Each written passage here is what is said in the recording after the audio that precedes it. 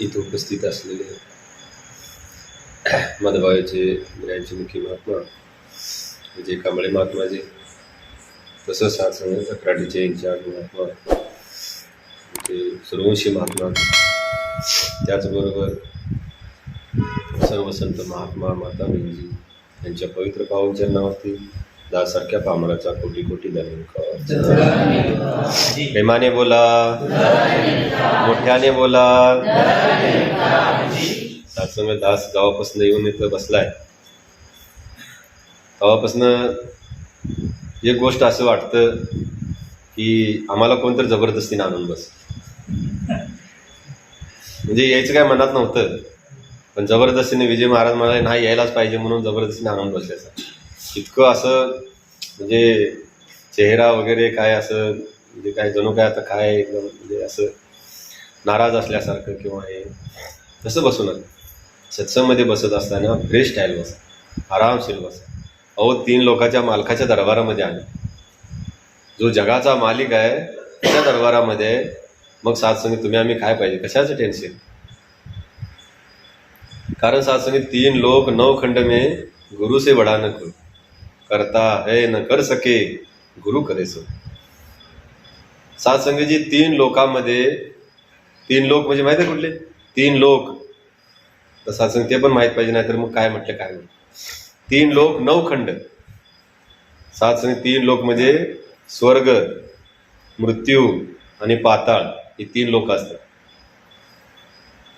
स्वर्गामध्ये 3, मृत्यू लोकामध्ये 3 आणि मधल्या भागात 3, असं 9 खंड आहे.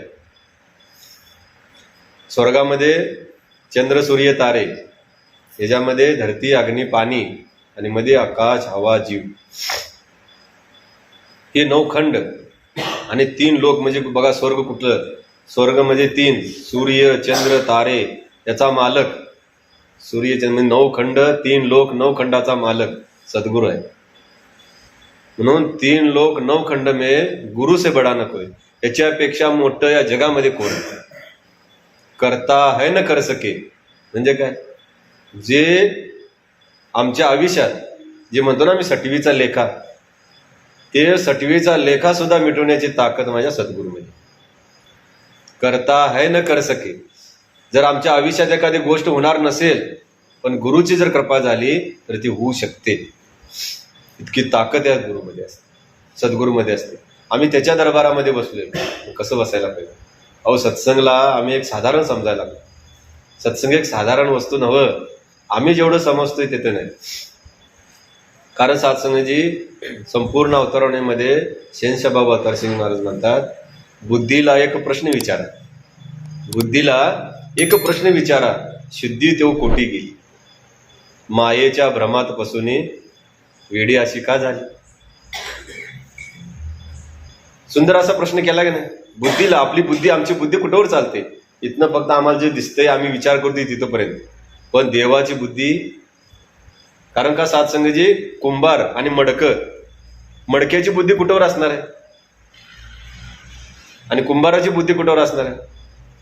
साधं सिंपल उदाहरण आहे. तसं ही मडकं, आमचा जीव बुद्धी, याचा विचार कुठवर आहे. बुद्धीला एक प्रश्न विचारावा, आपल्या बुद्धीला एक असा प्रश्न विचारावा, शुद्धी तो कोटी गेली, आपण शुद्धीमध्ये आहे का, हा प्रश्न विचारावा तुमच्या बुद्धीला. कारण ह्या मायेमध्ये भ्रमित होऊन, ह्या मायेमध्ये अशी भ्रमित तू का झाली. कारण का सत्संगजी 9 विधा प्रकृती माया आहे, 9 विधा प्रकृती माया आणि 10वं परब्रह्म आहे. मग सत्संगजी दासनं आता सांगितले 9 विधा प्रकृती, 9 खंड सांगितले ना, ते 9 खंड म्हणजे माया आणि 10वा परब्रह्म ईश्वर परमात्मा, तो कुठं आहे, त्याला बघितलं का, त्याला पाहिलं का. जसं सत्संगजी एखादी आई वडील मूल जन्माला येते का नाही, ज्यावेळेला मूल जन्माला येतं त्यावेळेला जसं जसं ते मूल खेळायला लागतं, हे करायला लागतं, आई वडिलाच्या मागं लागतं, त्यावेळेस असं आईला ते काही काम करू देत नाही. सारखं आईचा पदर धरून मागं लागतं, स्वयंपाक करू देत नाही, धुणं भांडी करू देत नाही, सारखं रडत असते, आई आई म्हणून मागं लागतं. मग सत्संग आई वडील काय करतात, त्याचा उपाय काय करतात. आता मुलाला पण रडवू शकत नाहीत, काम तर झालं पाहिजे. बरं मुलाला घेऊन बसावं तर काम कोण करायचं, कारण तू बी राणी मै बी राणी, मग पाणी कोण भरे का. संसार कोण करायचं त्यालाच घेऊन बसल्यानंतर. मग संसार पण करायचा आहे, त्या मुलाला पण रडवलं नाही पाहिजे, त्या मुलाचं पण मन दुखलं नाही पाहिजे. त्यावेळेला सासंगी आई काय करते, एक सुंदर अशी युक्ती काढते. एक 2-4 घरामध्ये खेळणी घेऊन येते, 3, 4, 5, 6 खेळणी त्या मुलाच्या पुढे ठेवते आणि त्यातला कुळकुळा वाजून दाखवते. बघ कसं वाजते बघ. गाडी चालवून दाखवते, हे बघ गाडी कशी चालत्या. सासंगी दुसरं काय त्याच्यामध्ये खेळणं असेल त्या मुलाच्या पुढे फिरवून फिरवून दाखवतात त्याला. सासंगी मूल बघितल्या खुश होते, हा ही किती छान आहे. ते सासंगी खेळणं घेतं, खेळणं. आता सासंगी खेळणे कोण देतं, आता मोबाईल देऊन टाकते, घे मोबाईल आणि बस बघत आहे नाही. तसं सासंगी आई वडील काय करतात, मुलाला खेळणी देतात आणि त्या खेळण्याच्या नादामध्ये त्या मुलाला खेळायला लावते. आणि मग सासंगी जोपर्यंत ती मूल खेळत राहतं तोपर्यंत आई वडील आपलं काम करून घेतात. भांडी घासून घेतात, स्वयंपाक करून घेतात. मग त्या मुलाला पण सुंदर सुंदर जेवण देतात. तसं सासंगी तुमचं ते मूल त्या खेळण्याच्या नादामध्ये एवढं गुंग होतं ते आईला पण विसरून जातं, सगळ्याला विसरून जातं त्या खेळण्याच्या नादामध्ये. सासंगी शेवटी आई येते आणि त्याला उठू दे, बाबा उठ आता, तू जागला नाही, तुला भूक लागली असेल. तसं सासंगीची तुमचं आमचं आयुष्य झालं. ज्यावेळेला जीव हा जन्माला आला त्यावेळेस सासंगी फक्त देवाचं नाव घेतो, फक्त देव. बघा सतयुगामध्ये कितीतरी सासंगी असं होतं की देवाला प्रसन्न करायला भाग पडत होते, भाग प्रसन्न झालाच पाहिजे, दुसरा विकल्प देवापुढे काय ठेवत नाही. ही आणि मला बघ रावणानं काय केलं. सासंगी तुम्ही म्हणत असेल रावण वाईट आहे, तर त्याच्याकडे विद्वान पण कोण नव्हतं. स्वतःचं मुंडकं कापून सासंगी त्या आव्हानामध्ये टाकलं होतं ना 10 वेळा. मग सासंगी देवाला प्रसन्न होण्यास भाग पडलं. आणि आजच्या जगामध्ये 2 मिनिटं बसायला कोण तयार नाही, काय इकडं तिकडं मन लागतं, काय करतं काय नाही. सासंगी देवानं अशा या माया निर्माण केल्या. जे आम्हाला दिसते ना ही सगळी माया आहे आणि हे नष्ट पावणार आहे. आणि ह्यामध्ये या जीवाला सोडलं. यामध्ये जीवाला सोडल्यानंतर ह्या मायेमध्ये हा जीव इतका गुडपटला, इतका त्यात खेळायला लागला नाशिवान वस्तूमध्येच ते नष्ट होणार आहेत. जसं ते मुलाला माहीत नसतं की ती खेळणी आहे ती नष्ट होणार आहेत, खराब होणार आहेत, हे करणार आहे ते करणार आहे, पण नाही, त्या खेळण्यामध्येच ते गुंग होऊन जातं. तसं हे जे दिसतं, जे दिसे ते नाशे, जे आमच्या डोळ्याला दिसतं हे सगळं नष्ट पावणार आहे, नाशवान आहे, माया आहे. पण परब्रह्म परमात्मा वेगळा आहे. ह्या ह्याच्यामध्ये आम्हाला सोडला आणि म्हटलं खेळत बस आणि आता मला ओळख. आणि जीव हा सात्संगजी हा ह्याच्यामध्ये खेळत बसला आणि देवाला विसरून बसला. कारण संत महापुरुष म्हणतात, गर्भी असता दिला दंड, वर पायी खाली तोंड. सात्संगजी आम्ही लहान असताना आम्हाला खाली मुंडकन वर पाय करून टांगत होती आगावपणा केल्यानंतर. आता कोण मारते का नाही काय माहिती, आता कोण मारत पण नाही. त्यावेळेला सात्संगी असं वाटायचं की थोडा वेळ जर खाली वाटलं डोळ्यामध्ये रक्त असं आल्यासारखं व्हायचं डोळं. मग साधे म्हणायचं आता आगावपणा करशील का. सात्संग ज्यावेळी मान्य करायचं नाही ना आता काय करत नाही म्हटली मग सोडत. पण देवानं सात्संगजी ह्या जीवाला गर्भामध्ये असताना आईच्या उलट टांगलं होतं, खाली मुंडकाने वर पाय. आणि त्यावेळेला सात्संगी देवाने तिथं शिक्षा दिली. प्रत्येक वेळेला देवाला क्षणाला देवाचं नामस्मरण करतो, सोहोम सोहोम सोहोम. हे देवा परमात्मा ईश्वरा, तुम्हाला ह्या नरक यातनातून बाहेर काढ आणि इथनं जसं बाहेर गेल्या मी तुझं कायम दायम हर घट हर क्षण तुझं नामस्मरण करेन, तुला कधीही विसरणार नाही, काय नाही, परत ह्या नरक यातनामध्ये येणार नाही, फक्त आता एवढं मला बाहेर काढ. सात्संगी असं करत 9 महिने सात्संगी देवाचं त्यानं नामस्मरण केलं. गर्भामध्ये असताना त्यानं अनुष्ठान मांडलं देवाचं. मग सात्संगी देवाला दया आली आणि सात्संगी परत बाहेर काढलं. मग सात्संगी झालं काय, संत महापुरुष म्हणतात, गर्भामध्ये असता म्हणे सोहम सोहम आणि बाहेर पडताच म्हणे कोहम कोहम. जसं सात्संगी बाहेर पडला, मायेचा वारा लागतोय प्यारा कसं तुला कळेना आणि खऱ्या देवाची तुझं काय नातं जुळ. जसं सात्संगी बाहेर पडल्या या मायेचा जसा वारा लागल्या सात्संगी रडायला लागला. मी कधी म्हटलो कोहम कोहम, मी कधी म्हटलो. त्यावेळी देव हसला, अरेच्या मारे म्हणले हे आता घोळ केला. आता तरी पण सात्संगी देवाला दया आली, म्हटले ठीक आहे जाऊ दे, अजून लहान आहे, जीव आहे.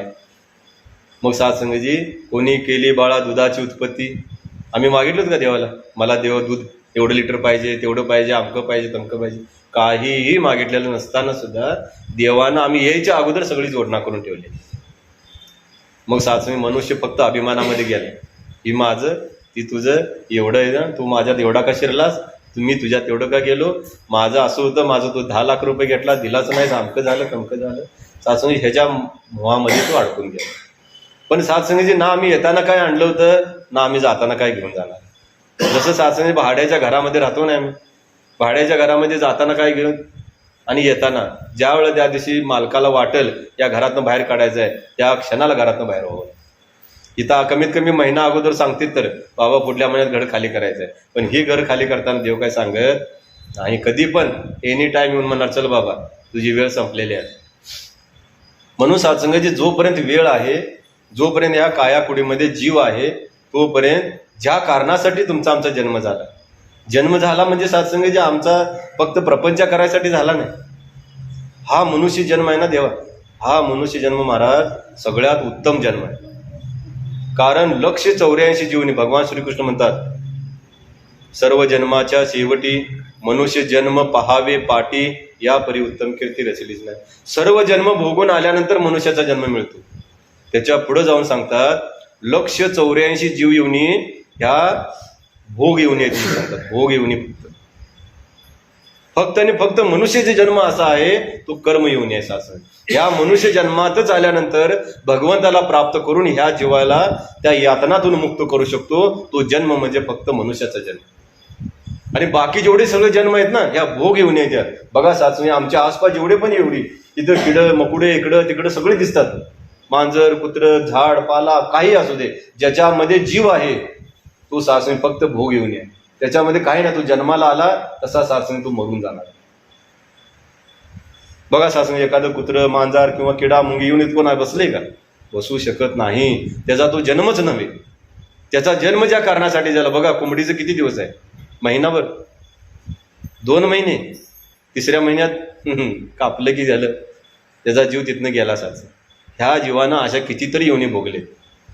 मनुष्य जन्म शेवटचा जन्म आहे आणि ह्या जन्मात आल्यानंतर देवाची प्राप्ती करून घ्यायची. माझा जन्म कशासाठी झाला, मनुष्य जन्माचे ते कारण संत महापुरुष म्हणतात, मनुष्य जन्माचे ते कारण सतचित्त आनंद प्राप्त करणं. मनुष्य जन्माचं कारणच फक्त सात्संगाची हे आहे, जे सत्य आहे त्याला चित्तामध्ये धारण करून त्याचा आनंद प्राप्त करून परत त्याच्यामध्ये जाण्यामध्येच मनुष्याचा जन्म झाला. बाकी सात्संग संसार केला तरी पण होतोय, नाही केला तरी पण होतोय. काय काय जणांना असं वाटत असलं तर असं वाटतंय की मी आहे म्हणून संसार व्हायला लागला, मी करायला लागलोय म्हणून संसार व्हायला लागलाय. पण सात्संगाचे दास ज्या वेळा तिथून सोडून घर सोडून ज्यावेळेला 8-10 दिवस बाहेर जातो त्यावेळेला आमच्यापेक्षा पण चांगलं करून खाते, आमच्यापेक्षा पण चांगलं सात्संग तिने चालवतात घर. असा आमच्या डोक्यामध्ये भ्रम असतो की आम्ही कराले म्हणून सगळं. असं काही नाही. संसार हा तुम्ही केला तरी पण होतो, नाही केला तरी पण होतोच. पण भक्ती एक सात्संगाची अशी आहे महाराज, भक्ती एक अशी आहे, जर तुम्ही केला तरच होणार, नाही केला तर होत नाही. नाहीतर सात्संग जसा आला तसा सात्संग जायला लागला. जसं बाजारमध्ये गेलो, बाजारमध्ये सात्संग परवा झाला ना, गुरुवारी बाजार होता इथनं गुरुवारीच गेलो होतो. बाजार होता सकाळी सात्संगाची, बाजार भरल्यानंतर सात्संग घरातनं पिशवी घेऊन गेलो बाजार आणायला आणि सात्संग संध्याकाळी 8-9 वाजता परत घराला माघारी आलो.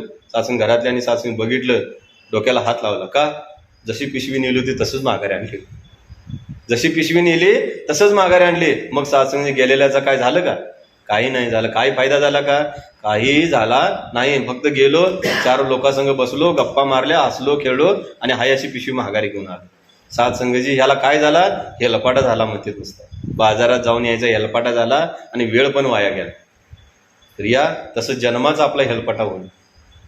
आणि म्हणून सात्संगाची सत्संगामध्ये आल्यानंतर या गोष्टी आम्हाला तुम्हाला शिकायला मिळतात. आपल्या मेन जन्माचं कारण काय आहे हे सत्संगामध्ये आल्यानंतर. सत्संगाला एवढं साधारण समजायचं सत्संग, कारण का सात्संग देवाकडे जाण्याचं सगळ्यात उत्तम साधन हेच आहे. हे संत महापुरुष म्हणतात, जया असं वाटे देव पहावा. ज्याला असं वाटतं की ज्या मी देवाची भक्ती करतो, ज्या देवाच्या आतोनात मला ओढ आहे, अशा देवाला जर बघायचं असेल, संत महापुरुष म्हणतात जया असं वाटे देव पहावा, त्यांनी सत्संग धरावा. का, सत्संगा विना देवादी देव पाविजित नाही. Clear cut. जोपर्यंत तुम्ही सत्संग करत नाही, सत्याचा संग करत नाही, सद्गुरूला शरण जात नाही, तोपर्यंत देवाचा देव जरी आला तुम्हाला पाहू शकत नाही. म्हणून सात्संग तुमचं आमचं किती परमभाग्य आहे. सच्चे पाशानं सद्गुरूनं तुम्हाला सत्संग घालून दे. आणि ह्या सत्संगामध्ये येत असताना तुम्हाला शिकवलं जातं तुम्ही आम्ही कसं जगावं. काय करावं, आमच्या जन्माचं उद्दिष्ट काय आहे, कशासाठी माझा जन्म झाला, हे सगळं या सत्संगामध्ये शिकवलं जातं. आणि एक संत महापुरुष असतो, तो संत महापुरुष ज्यावेळी सत्संगामध्ये येतो त्यावेळेस सत्संगाची इथून ऐकून पहिलं स्वतःचं जीवन बदलतं, आपलं स्वतःचं आयुष्य घडवतो त्याप्रमाणे जसं सद्गुरूला पाहिजे तसं, आणि त्याला बघून इतरांचं जीवन बनवतं. एकदा सत्संगाचे एक संत असो, बाबा शहनशाहजींच्या काळातलं सत्संगाचे उदाहरण आठवतं की संत महापुरुषांचं जीवन कसं असतं, इथं आल्यानंतर त्यांचं जीवन कसं बदलतं. सत्संगाचे नुसतं आपण सत्संगाला जातो म्हणून नव्हे, इथं आल्यानंतर इथं जे पण विचार, गीत, अभंग सांगितलं जातं त्याच्याप्रमाणे जीवन घडवायचं. आपल्या मुलांना सुद्धा सत्संग जिथं घेऊन यायचं. सत्संग सुरुवात करायची आपल्यापासून, सुरुवात आपल्यापासून झाली पाहिजे, तेव्हा आपल्या घरापासून झाली पाहिजे. त्यावेळेला सत्संग जीवनात प्रकाश येतो, आनंद येतो. नाहीतर सत्संग दास जर पहिल्यांदा एकटाच जर येत असेल सत्संगला, सत्संग केली, सगळं काय चांगलं चांगलं ऐकलं, सगळं गुरुचं आपल्याला आवडलं, सगळं काय झालं, आणि घरात गेल्यानंतर सत्संग वातावरण त्या पद्धतीचं नसेल तर सत्संग जे आपण ऐकलेला काही फायदा नाही. इकडून सत्संग नळी फुकल्याने इकडून निघून जात. का? घरामध्ये वातावरण तसं नसतं ना महाराज. आपण इथं ऐकलं सगळं चांगलं, घरातल्यांना आपण सत्संगाला घेऊन आलो नाही, घरात गेल्या गेल्या सत्संगाची कटकट कटकट चालू झाली, कशावरून तर भांडण चालू झालं, मुलानं काय सांडलं, सत्संगाची पत्नीनं ओरडायला चालू केलं, सत्संगाची वातावरण चेंज झालं. इथं वातावरण कसं आहे? आनंदी, सुख, शांती, समाधान, जीवाला किती समाधान वाटतं. आणि सत्संग घरी गेल्यानंतर तसं वातावरण. मग ह्या वातावरणाला हाय असं राहायचं असेल तर सगळ्यांना सत्संगाला घेऊन यायला पाहिजे. मुलांना जोपर्यंत वेळ आहे तोपर्यंत सत्संगशी जोडायला हवं सत्संग. का? कारण सत्संगाची जोपर्यंत झाड लहान असतं तोपर्यंत त्याचा शेंडा खाली जमिनीला टेकतो. जर का एकदा मोठा वृक्ष निर्माण झाला तर सत्संग परत तो शेंडा कधी खाली येत नाही. मुलांचं वय असतं तोपर्यंत मुलांना सत्संगामध्ये घालायचं. का? सत्संगामध्ये आल्यानंतर चांगल्या गोष्टी त्यांना श्रवण करायला मिळतात, चांगली आदत लागते, सवय लागते. ते व्यसनापासून, वाईट सवयीपासून मुलं सत्संग हमेशा आपली लांब लांब राहतात. सत्संग संतांच्या वचनावर चालण्याचा प्रयत्न करतात. सत्संगजी बाबा शहनशाहजींच्या काळातलं एक सत्संग उदाहरण की एकदा काय झालं, एक महापुरुष की सत्संगजी आपला परिवार घेऊन सत्संगला जात होते. प्रत्येक आठवड्याला जायचे सत्संग. एकदा सत्संगजी त्यांच्या घरातलं काय झालं, लहान मुलगा म्हणजे सत्संगजी शाळेला जात होता, तो मुलगा सत्संगजी आला आणि सत्संगजी आईला म्हणाला की आई, आज मी काय सत्संगाला येऊ शकत नाही, काय नाही, तुम्ही असं करा, पप्पांना सांगा. कारण सत्संगी मुलं डायरेक्ट जाऊन पप्पापाशी काय बोलत नाहीत, काय नाही, पहिल्यांदा तिकडे फिल्डिंग लावते. मग त्यांना माहिती आहे की पप्पा कोणाचं ऐकते. मग सत्संगी आईपाशी गेला, आईला सांगितलं की आई, मी काय सत्संगाला आज येत नाही, काय नाही. म्हटली का बाबा सत्संगाला येत नाही? तर नाही, आज मला लय होमवर्क दिलाय, सरांनी शाळेत भरपूर अभ्यास दिलाय, मला अभ्यास करायचा आहे, मी अभ्यास करू शकलो नाही, मला वेळ मिळाला नाही, म्हणून मी काय आज येत नाही, काय नाही. आई म्हटली बाबा हे काम मुश्किल आहे, परंतु दुसरं काय म्हटलं असं तर चालेल, पण सत्संगला नाही म्हटलं की पप्पा काय तुझं ऐकणार नाही, काय नाही, माझं पण ऐकणार नाही. तरी पण प्रयत्न करतो बाबा, ठीक आहे बघू. मग सत्संगाची आई गेली आणि त्यांना सांगितले की बाबा असं असं झालंय. मूल तर म्हणायला लागले की त्याचा अभ्यास करायचा आहे आणि एवढ्या बारी राहू दे, असू दे, रिक्वेस्ट करून सत्संगाची पप्पा म्हटले ठीक आहे बाबा, अभ्यास आहे त्याचं, हे आहे तर राहू दे म्हटले, आज रविवारी राहू दे, परत बघू. सत्संगाची परत एक शनिवार गेला, रविवार गेला आणि सत्संग पुढला आठवडा जसा आला तसं सत्संग परत ते मुलं म्हणायला लागलं की म्हटले आईपाशी गेला आणि म्हटले आई, आज मी काय येणार नाही, काय नाही, सत्संग आजच्या पुरतं मी काय येत नाही. आणि पप्पांना सांग. म्हटलं काय बाबा येत नाहीस? नाही म्हटले, लई दिवसातनं आज एक टी व्हीला प्रोग्राम येणार आहे आणि ती परत दुसऱ्या दिवशी काय मिळत नाही बघायला, काय नाही, आजच बघायला मिळणार आहे. तो त्याचं रिव्हिजन काय नाही, आज बघितलं तरच लाईव्ह चालणार आहे, मला बघायचं आहे ते, आणि मी काय सत्संगला येत नाही, काय. त्यावेळी सत्संग आई म्हटली बाबा पाठीमागच्या वेळेत गेलता असती गेलतं आणि आज आणि कोण जायचं पप्पाकडे आता. म्हटली नाही आई प्लीज एक रिक्वेस्ट कर पप्पांना, काय तर कर. आईच्या मागे लागलं. आई म्हटली बाबा ठीक आहे, आज पण जाऊन बघतो. भेटल्यानंतर सत्संग ज्यावेळेला ती आई त्या मुलाच्या वडिलाकडे गेली आणि म्हणायला लागली की महाराज, मुलं असाच म्हणायला लागले आज पण, काय करायचं? तर म्हटले नाही, आज तर सत्संगला यावंच लागेल. त्यावेळी सत्संग आई म्हणायला लागली, अहो राहू दे, काय एवढं सत्संग घेऊन बसलाय त्याचं, एखाद्या वेळी नाही आला, 1-2 आठवडे नाही तर काय फरक पडणार आहे, काय फरक पडतो, राहू दे, मुलं एवढं हट्टास करतं, हे करतं. तर त्यावेळेस सत्संग त्या महापुरुषांनी, आम्ही तुम्ही असतं तर काय केलं असं, बरं ठीक आहे राहू दे, राहू दे म्हटले. ते सत्संगला आलं की मला पण ऐकू देत नाही, काय नाही, त्याच्या नादात त्याच्यावर लक्ष ठेवायला लागते, मला पण ऐकू देत नाही, ती स्वतःहून नको म्हणते, तर राहू दे म्हटले, चला आपलं आपण जाऊ. त्यावेळेस सत्संग त्या वडिलांनी काय म्हणावं, आम्ही असतो तर काय केलं असतं, ठीक आहे राहू दे घरात, चला आपलं आपण जाऊ म्हणून गेलो असतं. वडील म्हटले सत्संग एक अशी वस्तू आहे, त्या सत्संगाला डामाडोल करून चालत नाही. कुठल्या महापुरुषांच्या मुखातून काय शब्द, सत्संग घडवते लोकांना, सत्संग घडवते आपल्याला. त्यावेळेस सासूने म्हटले सत्संगाचा महिमा काय असतोय, चल मी तुला सांगतो. घरातून बाहेर घेऊन गेले आईला, त्या मुलाच्या, आपल्या पत्नीला बाहेर घेऊन गेले. एक मोठा दगड होता सासूने, आणि एक हातोडा घेतला आणि म्हटले मी या दगडावर मारत राहणार, हातोड्यानं मारत राहणार, तू मोजायचं, आणि कुठल्या हातोड्याच्या ठोक्यावर ती दगड फुटला ती तेवढं मला सांगायचं. म्हटले ठीक आहे. मग सासूने त्यानं मारायला चालू केलं हातोड्यानं. 1 2 3 4 10 15 20 25 जसं ठोकं झालं तसं सासूने ती दगड फुटला. त्यावेळेस सासूने एक सुंदर सवाल विचारला तिने, आणि तो सवाल सगळ्यासाठी, सगळ्यांना त्याचं उत्तर सांगायचं की दगड कुठल्या ठोक्यानं तुटला, म्हणजे कुठला घन किंवा त्या हातोड्याचा ठोका पडल्यानंतर कितवा पडल्यानंतर ते दगड फुटला, कितवा? चुकीचं उत्तर आहे, हे उत्तर चुकीचं आहे. परत तिने विचारलं की म्हटले आता सांग, परत सांग म्हटले की कितवा ठोका पडल्यानंतर दगड फुटला. तरी ते म्हणते की नाही 25वा ठोका मी मोजले, म्हटले 25वा ठोक्यात ते दगड फुटलाय. त्यावेळेस सत्संगाची त्या महापुरुषांनी सांगितलं 25वा ठोका पडला म्हणून दगड फुटला नाही. पहिला एक जसा ठोका पडला ना, 1 पडला 2 पडला, ती दगड सहन करत होता. पण वारंवार त्या दगडावर जसं ठोकं पडायला लागलं तसं सत्संगाची 25व्या ठोक्यात त्याला सहन झालं नाही दगडा, आणि दगड फुटला. तसं या मनाचं जे दगड आहे ना, मन दगड कधी चेंज होत नाही, काय नाही. ह्या मनाला, या दगडाला, याला ठोकं सारखं सत्संग रूपी ठोकं मारायला लागते. तेव्हा कितव्या ठोक्यात फुटल आणि संतांच्या चरणावर लीन होईल हे काय सांगता येत. डायरेक्ट 25वा ठोका मारला असता तरी काय दगड फुटला असता? नाहीच ना. ठोका तर तसंच पडत होता सगळा. या तसं सत्संगाची आपल्या मुलांना, आपल्या परिवाराला, आपण स्वतः सुद्धा सत्संगापासून कधी विलग व्हायचं. कारण कुठला शब्द, कुठला ठोका आपल्या जीवावर, आपल्या दगडावर पडेल आणि जीवनाचं कल्याण होईल काय सांगता येत नाही. 1-2 सत्संग नव्हे, अशा कितीतरी सत्संग करावं लागतील महाराज, करावं लागतील. त्यावेळेला सत्संग जीवन परिवर्तन होते. एकदा का आपलं जीवन परिवर्तन झालं तर सत्संगाची गुरुच्या दरबारामध्ये मागायला काय गरज नाही. सगळं आपल्या, कारण का सत्संगी म्हटले हात जोडून लक्ष्मी उभी दारात राहे. संतांच्या चरणावर हात जोडून लक्ष्मी उभा राहत्या. महाराज काय काम करू सांगा, काय सेवा आहे माझ्याकडे. पण संत म्हणतात बाबा तू काय काम करू नको, महागं लागते देवा लक्ष्मी, संतांच्या महागं लागत असते. तर या तुमचं आमचं जीवन, तुमचं आमचं आचरण असं बनावं की सत्संगी लोकांनी म्हणायला पाहिजे वा सूर्यवंशी महाराज 1 नंबर महाराज. सत्संगी बाबा सद्गुरू बाबा शहनशाहजी महाराज, अवतार सिंहजी, त्यांना आम्ही शहनशाह म्हणतो, जे अवतारवाणी सुंदर असे आहे. एकदा सत्संगजी असं एका गावामध्ये सत्संगला गेले होते. तिथं समागम झाल्यानंतर आता कसं सद्गुरू यायला लागलेत म्हटल्यानंतर खूप सत्संगाची गर्दी असते, खूप गर्दी असते. त्यावेळेला एवढा प्रचार नव्हता, एवढी सत्संग लोक येत नव्हते, एवढी महापुरुष नव्हते त्यावेळेला जोडून. त्यावेळेस सत्संग समागम झाल्यानंतर सत्संग झाला आणि बाबांच्या मनात आले, म्हटले ह्या गावामध्ये विजय कांबळे नावाचा एक महापुरुष आहे, किंवा ह्या गावामध्ये एक महापुरुष आहे, मला माहिती आहे, त्या महापुरुषाच्या घरी जायचं आहे. म्हटलं गुरुच्या मनात आल्यानंतर काय सत्संग सगळी म्हटले चला जाऊ. ज्यावेळेस सत्संगजी त्या घरात गेले, त्यावेळेस सत्संग घराजवळ गेल्यानंतर बघितलं तर सत्संग घराला कुलूप आहे, घरामध्ये कुलूप आहे.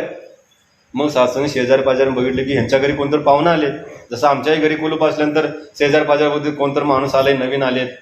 सत्संगजी बघितल्या शेजारी म्हणायला लागले की म्हटले त्यांना बघितल्या म्हटले हे यांची गुरु आहेत, म्हटले यांचे गुरु आहेत, गुरुवारी आहेत, पण ही आता नाहीत घरात. त्यावेळेस सत्संग त्या दुसऱ्या घरातला व्यक्ती गुरुच्या चरणावरती गेला. म्हटले महाराज हे जे तुमचे शिष्य आहेत ते काय इथं नाहीत, आता तिने काहीतरी कामासाठी गावाला निघून गेलेले, 2 दिवस झालं, कृपा करा, रहमत करा. तिने नाहीत म्हणून काय झालं, तुम्ही आमच्या घरी या. तिने सत्संग आपल्या घरात घेऊन गेली. ज्यावेळेस सत्संग घरामध्ये गेल्यानंतर सत्संग तिने पाहुणचार इतका सुंदर केला, इतकं चांगलं सत्संग तिने त्यांच्याविषयी गुरुला आदर सत्कार केला, चरणावरती माया ठेवली आणि सत्संगजी आशीर्वाद घेतला. सच्चे पातशाह एवढे खुश झाले, शहनशाह बाबा अवतार सिंहजी महाराज एवढे खुश झाले आणि खुश होऊन त्यांनी भरपूर असा आशीर्वाद त्या महापुरुषांनी, आणि सत्संगजी निघून गेली. त्यावेळेला सत्संगजी काही दिवसानं आले, 2-3 दिवसानंतर, आणि आल्यावर सांगितलं त्यांनी की असं असं तुमचे सद्गुरू आलते, तो गुरु आलते आणि आम्ही असं असं केलं. त्यावेळेस सात्संगी महापुरुषांना लय वाईट वाटलं. जसं सात्संगजी जर इथल्याच महापुरुषांच्या घरी जर माताजी आल्या आणि महाराजांचं कुलूप असेल आणि आम्ही कुठंतरी बाहेर आणि आल्यानंतर कळालं की माताजी आमच्या घरी आल्या, किती म्हणजे दुःख वाटतं आम्हाला. जसं महात्म्यांना कळालं तसं सात्संगी महाराजकडे दिल्लीला जायचं. बाबांच्या चरणात जाऊन अरदास केली, लोटांगण घेतलं की महाराज माफ करा, तुम्ही जर अगोदर सूचना दिली असती तर मी सगळं काम थांबलं असतं तुमच्यासाठी. त्यावेळेस सात्संगी शहनशाह बाबा अवतार सिंह महाराज म्हटले, बच्चू मैं तेरे से बहुत खुश हो गया, बोल तेरे को क्या चाहिए. सात्संगी ह्या महापुरुषांना काही कळेना, म्हटले बाबाजी असं काय म्हणायला लागले. त्यावेळेस सात्संगजी बाबाजी म्हटले, बाबाजी मेरे से क्या गलती हो गई, माझ्या म्हणून अशी काय चूक झालेली आहे की जेणेकरून तुम्ही मला असं म्हणाला. त्यावेळेस सात्संगी बाबाजी म्हणाले की महाराज, म्हटले बेटा तेरे से मैं बहुत खुश हो गया, तूने जो मिशन का प्रचार है ना तो अपने कर्मों के द्वारा, तो आपल्या कर्मातून करून दाखवलास.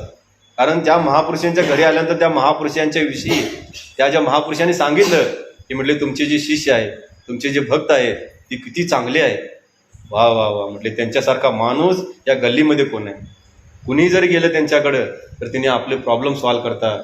त्यांची इतकी वाणी, त्यांना बघून असं वाटतं की आम्हाला म्हणजे सगळं काय असं तिने गेल्यापासून आमचं असं होईना तसं होईना.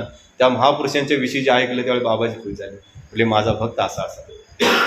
गुरु आपल्यावर कधी खुश होतो. आम्ही किती सुंदर सुंदर कपडे घालतो, आम्ही किती पैसा आहे आपल्याकडं, आपल्याकडे काय धन दौलत आहे, किंवा आपण किती गरीब आहे, किती श्रीमंत आहे, काय ह्याच्याकडे नाही होत. आम्ही किती कुळातला आहे, काय ब्राह्मण कुळातला आहे का क्षत्रिय कुळातला आहे, कुठल्या कुळातला, त्याच्याने गुरु खुश होत नाही. गुरु खुश होतो ते सात्संगी गुरुचं जे सांगितलेलं जे काम आहे ते काम केल्यानंतर.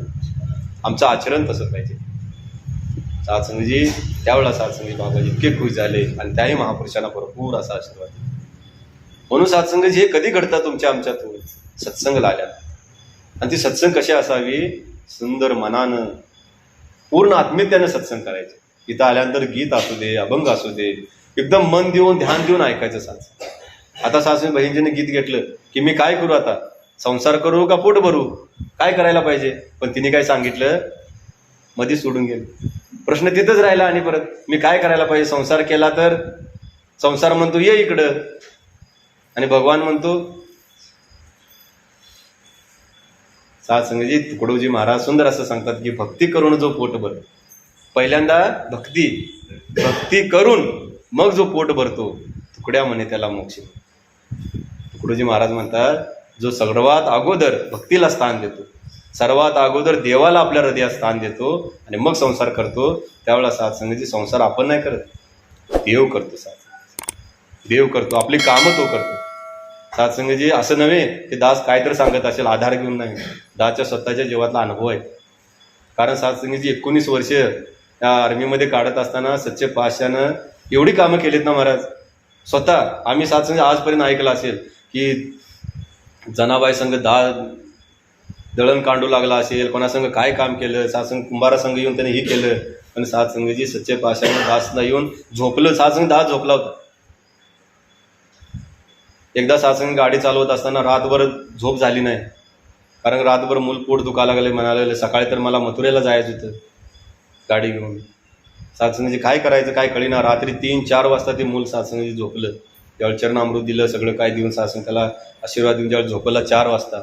आणि सात्संग परत दास 1 तास झोपला. परत आवरून सात्संगजी परत दुसऱ्या कार्यासाठी. आणि जसं गाडी चालायला लागली दास सात्संग साईडला साहेब आहे म्हटले, महाराज थोडं थांबूया, मला जरा कंटाळा आला आहे.